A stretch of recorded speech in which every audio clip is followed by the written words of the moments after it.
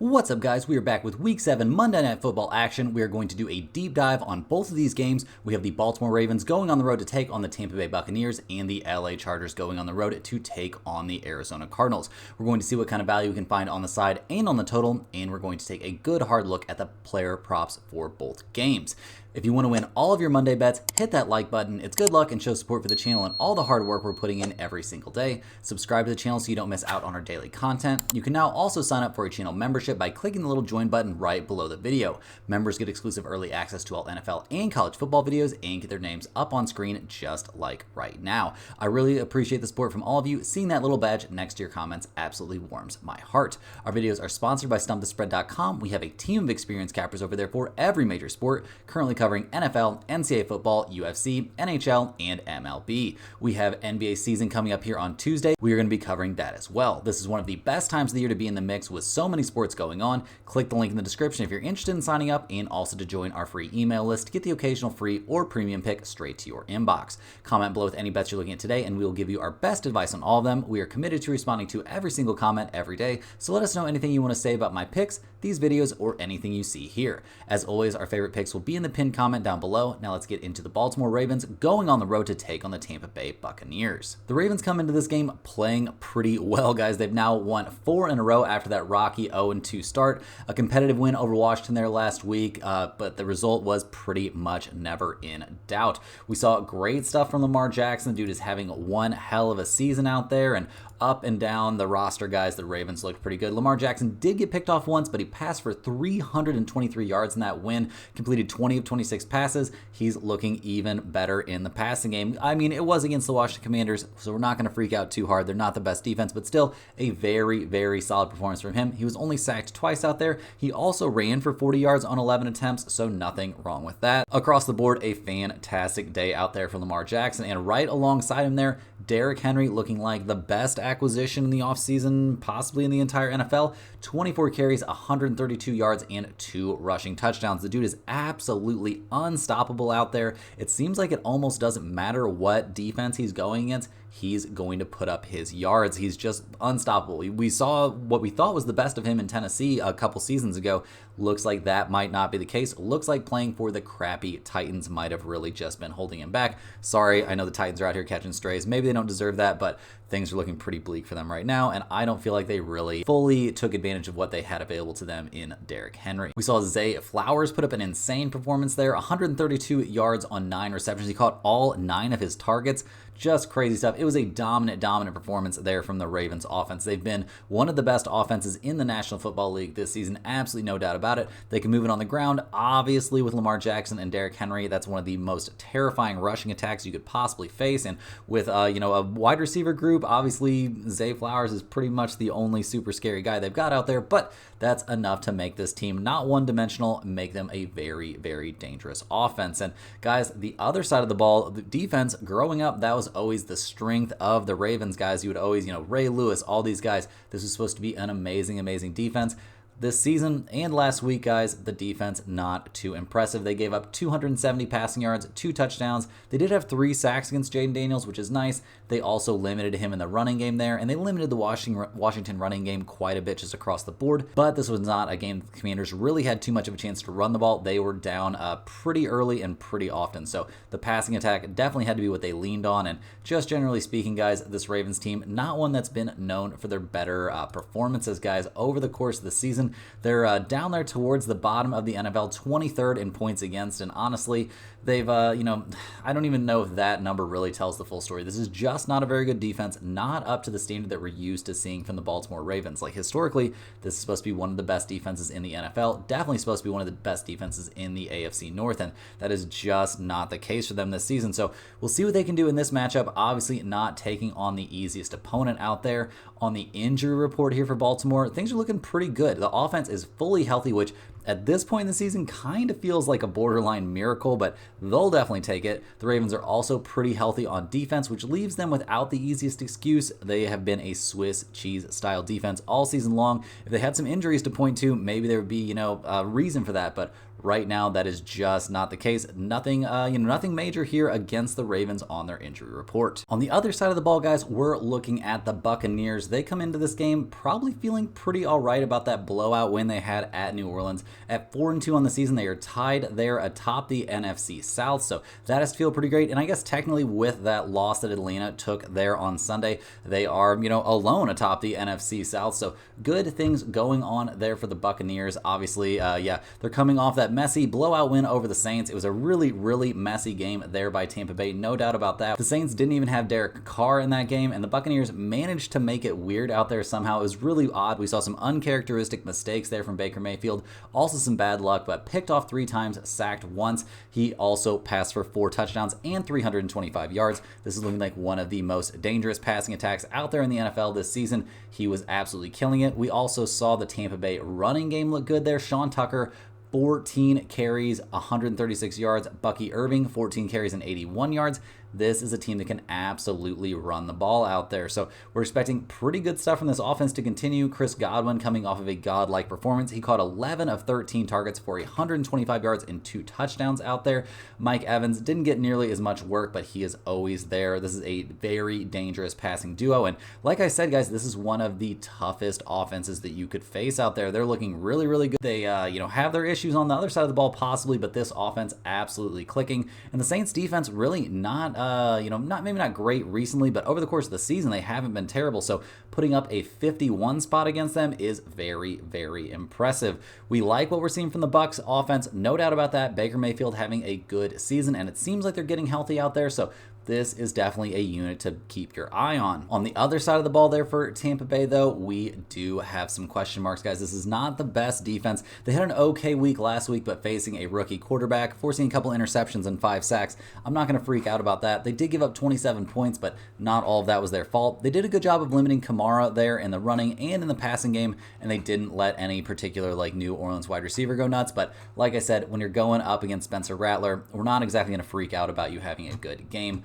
Over the course of the season, how has Tampa Bay looked on defense? Well, they looked really, really bad in that loss at Atlanta, guys. They couldn't tackle so many clutch missed tackles there by corners and safeties, and pretty much just the whole secondary didn't feel like they could tackle anyone. They looked better in that win over Philadelphia. Yeah, not great in that game that they lost against Denver where they were super duper banged up. Over the course of the year, guys, they're 19th in the NFL, giving up 23.5 points per game. Just not really a defense that I am necessarily super sold on. Maybe they're getting a little bit disrespected right now, but I just don't think this is a very good defense. They haven't shown that to me, so they're going to have to show it to me if they want me to believe it. Looking at the injury report here for the Buccaneers, we've got a lot to look at, guys. First up, Rachaad White. He's questionable, and if he was to miss this game, that would be a tough look despite, the backup running backs doing so well last week. However, he practiced fully on Saturday, so all indications are that his foot issue is cleared up, and he should be 100% good to go here on Monday night. The rest of the offense, clean bill of health. Offensive line looking good. Everybody should be ready to go. The wide receiver group is looking healthy. This dangerous offense seems like it is poised for a big night. On defense, Jamel Dean is officially going to be out with his hamstring injury. No major shock there. What we really care about here is the availability of Vita Vea, who did not practice on Saturday and is listed as questionable. His ability to shut down the rushing game up the middle of the field can be game-breaking, and it would be great to get more clarity on his status here leading up to game time. But right now, guys, we just don't really know whether or not he's going to be out there. So that is a big, big thing to keep your eye on for this game. That's the most important injury news that exists for this matchup.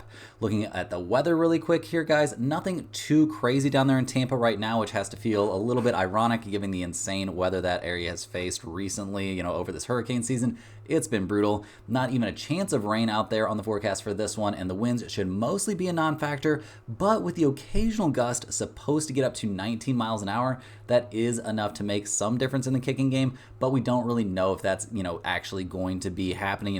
Those gusts have to be going on right when there's a kick. You can wait a little bit. I don't know if you're going to call timeout to avoid, kicking in the wind, but that also, needs these kicks to be at significant distance. So not super duper worried about the weather in this game. Looking at some trends for this one, guys. Baltimore, they are 3-2-1 against the spread this year. They are 5-1 to the over. Tampa Bay, they are 4-2 against the spread this season and 4-2 to the over. Guys, in terms of the side in this one, I like the Bucs and the points here playing at home. That Ravens defense is absolutely terrible. The Bucs have much better weapons out there than Washington did last week, and Washington managed to keep that game very, very close against Baltimore. Give me Tampa Bay and the points. I'm fading a big road public favorite. That's always a good time. Home dogs of more than a field goal coming off of a win of 14 plus points are 63% against the spread over the last 20 years. This is a great spot here for Baker Mayfield and all of his offensive weapons. This is definitely a team that I'm expecting to do some very, very good things. I think they're going to have a great time here moving the ball against this Ravens defense.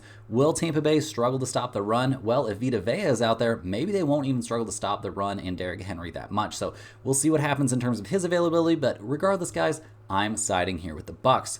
In terms of the over-under, we've got both teams showing pretty big trends towards the over, and with a big number out there of 49.5, it's not that big of a number, guys. I'm leaning towards the over. Both offenses are definitely going to be able to move the ball here, absolutely no doubt about that. We love the Buccaneers' ability to get the ball down the field. We love the ability of Derrick Henry or Lamar Jackson to make huge plays there in the running game or the passing game, and Zay Flowers is coming off of a big performance. So I think we're going to see plenty of offense. Go ahead and give me that over as well. In terms of some player props for this game, guys, first up, I like Baker Mayfield at 250 plus passing yards. You can get that at minus 130. That seems like a pretty good spot to me, given that he's got all of his wide receivers healthy and that he is going up against a very, very weak secondary, guys. Not a secondary that I'm super, super scared of. However, I do think Baker's going to have to pass the ball a lot of times in this game. He was picked off 3 times last week, and I think there's ample reason here to look at Mayfield to get intercepted at least once in that game.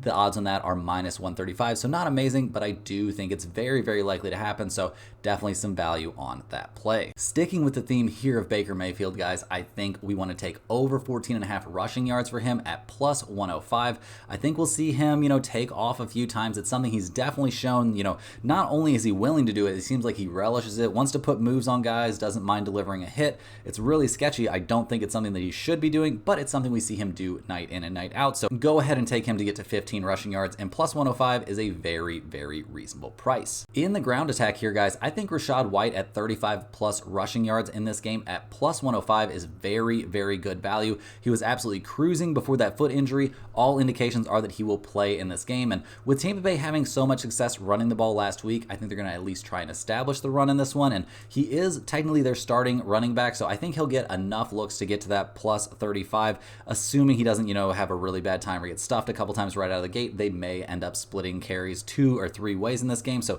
35 is not a ton of yards. Go ahead and give me him to get to that small number. I don't think that'll be too much of a problem. In the passing game here, guys, I like Mike Evans at 60 plus receiving yards at minus 105. I think there's a great chance here he bounces back from a rough week last week. I think he only caught 2 of 6 targets or something like that. He is going to have a great time out there against a very weak Baltimore secondary, and I expect him to, I expect Baker Mayfield to find him early and often in this game, so getting to 60 receiving yards won't be too big of a struggle for him. You could even take him to score a touchdown or something like that. I think we're going to see this Buccaneers offense look pretty good out there, and Mike Evans will be a big part of that. On the Ravens side here, guys, I think taking Mark Andrews over 29.5 receiving yards at minus 110 makes a ton of sense. He got targeted 4 times last week for 66 yards and a touchdown. I don't think they're just going to abandon him. He caught 3 of those 4 targets, so it doesn't need, to be a ton of catches there for him to get to this very small number. He could really, 2 catches, maybe 3, and he should easily be able to get over those 30 receiving yards. So I think it's a very good spot for him. He seems like a target that, Lamar Jackson is more than happy to get the ball to, and that should be a pretty reasonable spot. And last but not least, guys, we have a kicker prop for you. I like McLaughlin here over 2.5 extra points made at plus 125. The Bucs are going to score here against Baltimore. They got to score 3 touchdowns to make these 3 extra points happen.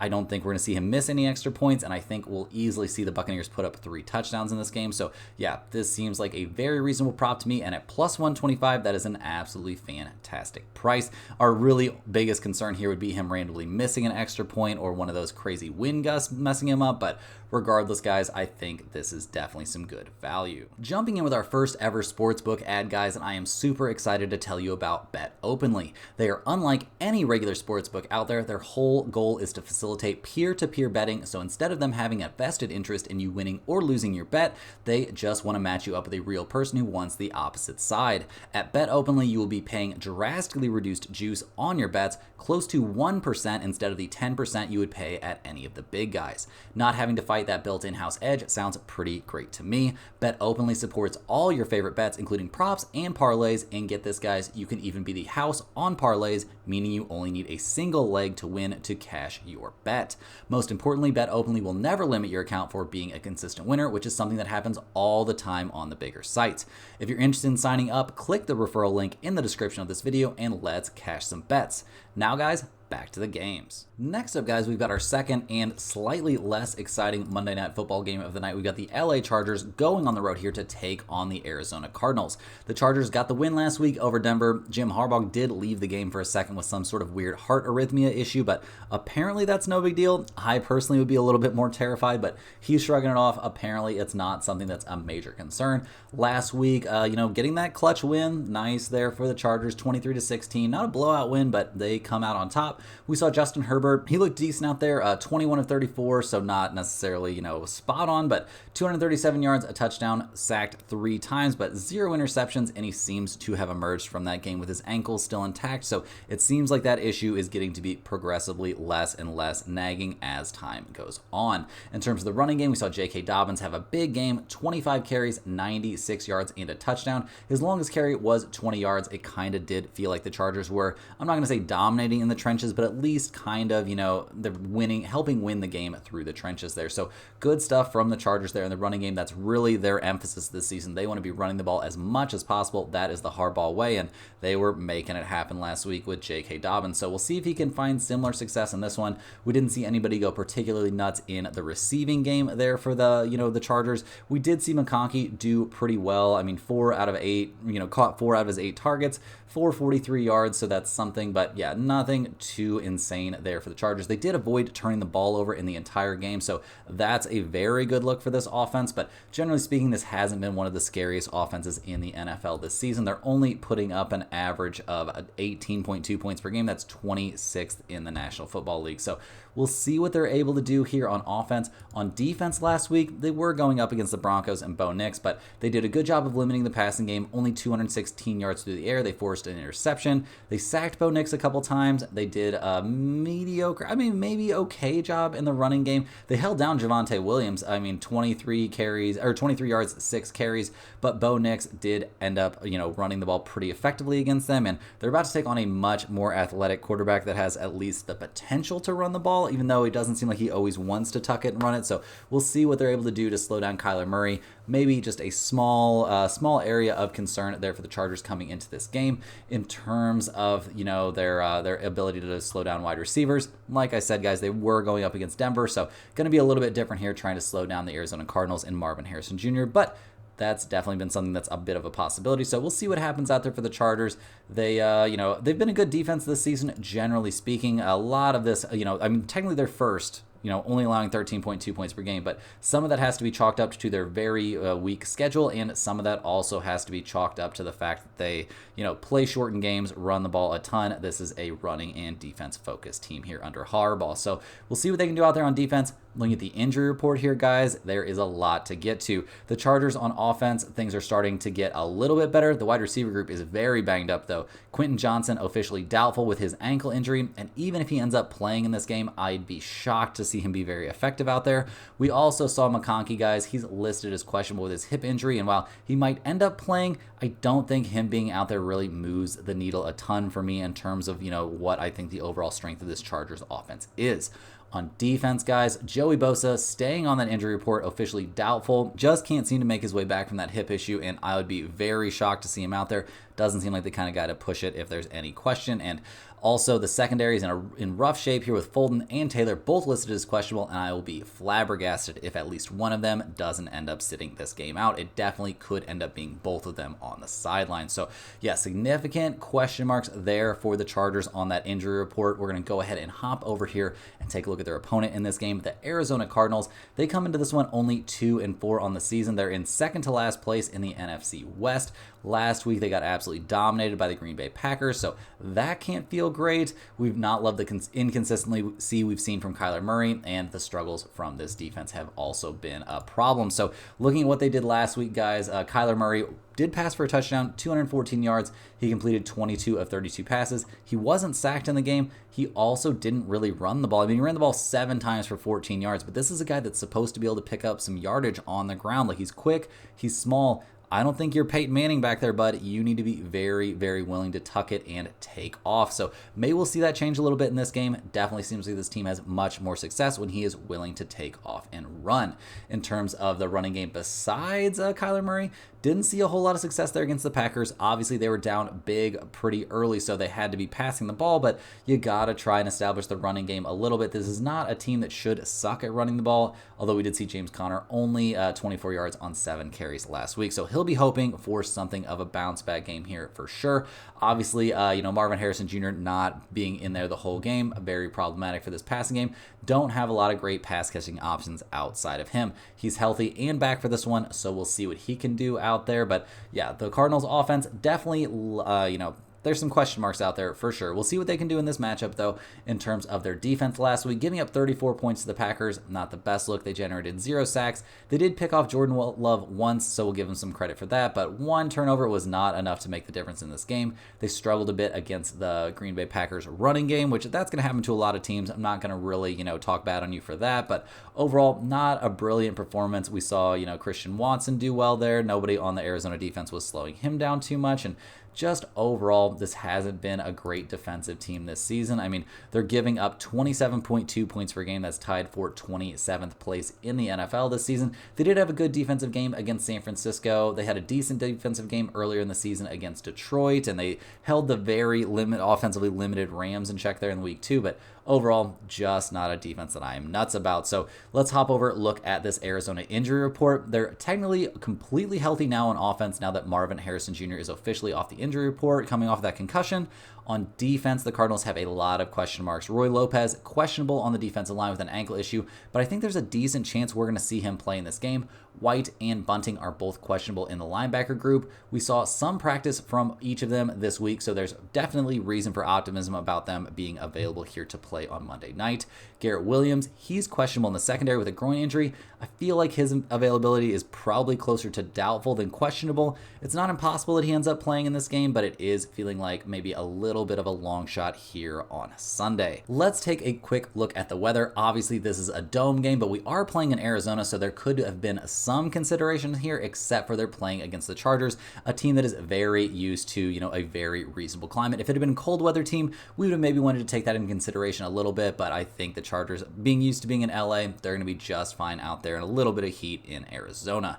In terms of the trends for this game, guys, the Chargers, they're 3-2 against the spread this season. They're 4-1 to the under. Arizona, 3-3 against the spread this year, and 3-2-1 to the over. Guys, I'm leaning towards the Cardinals as home underdogs in this spot. We still wish we had a little bit more clarity on some injury things, like whether or not Joey Bosa is going to play in this game, but this should be closer to a pick'em game. Getting some free points there on the Cardinals seems very, very nice. The Chargers and Harbaugh getting a little bit too much respect in this spot, if you ask me. Arizona is not a very good team, but getting points at home is just something that we cannot really, justify passing up on in this spot. Maybe as we get closer to game time, we could see this number get up above 2. If it got to 3, we would just be overjoyed, but even taking Arizona at plus 1.5 seems pretty reasonable to me in this game. And in terms of the over-under here of 44, guys, not a lot to go off of here in terms of the trends. I do think both teams are going to want to run the ball.